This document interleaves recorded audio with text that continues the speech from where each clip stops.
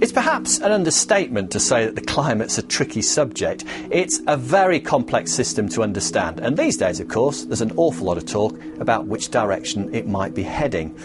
Planet Earth is about 4.5 billion years old, and in terms of its lifetime, mankind's presence is but a blink of an eye.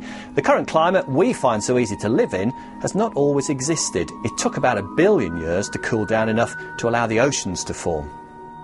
The climate we have today is the result of the interaction of lots of things: volcanoes, the sun, the tilt of the planet, even the movement of the continents, and of course mankind. And it's the result of all those interactions that gives us the climate that we know. Climate being just the average result of all the weather that we get. So all the variations day on day, take the average of that, and that's your climate.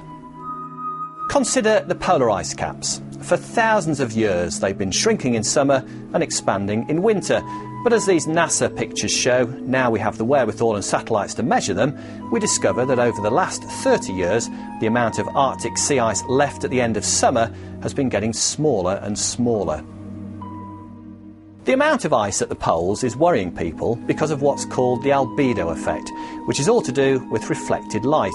As the ice melts, there's less white, shiny stuff to reflect the sun's rays.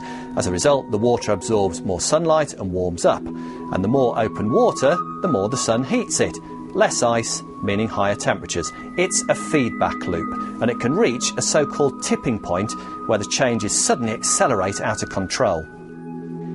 And then there are aerosols. Not the spray deodorant type, but little bits of stuff floating in the Earth's atmosphere. They cause problems too.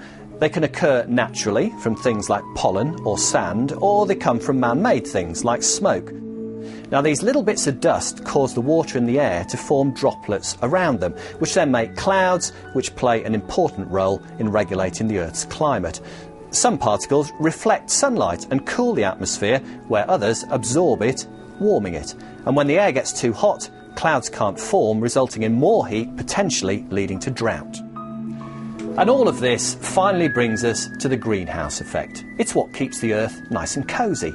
It's called the greenhouse effect because some of the gases in the atmosphere, both natural and man-made, allow sunlight through to warm the globe, but don't let all the heat flow out, just like a greenhouse. Without it, the Earth would be about 30 degrees colder than it is. In other words, the UK would be more like the Arctic. At the end of all this, it's mankind that needs to worry. As the dominant species, we are the most susceptible to change. We can only live comfortably within a fairly narrow range of climatic conditions, and the more we control our environment, the more problems we have if those controls break down, or are overwhelmed perhaps by floods or drought. So if the delicate balance between all these competing systems that allows us to live in that very narrow climate range is upset, well, we could be in trouble. And if you don't believe me, ask a dinosaur.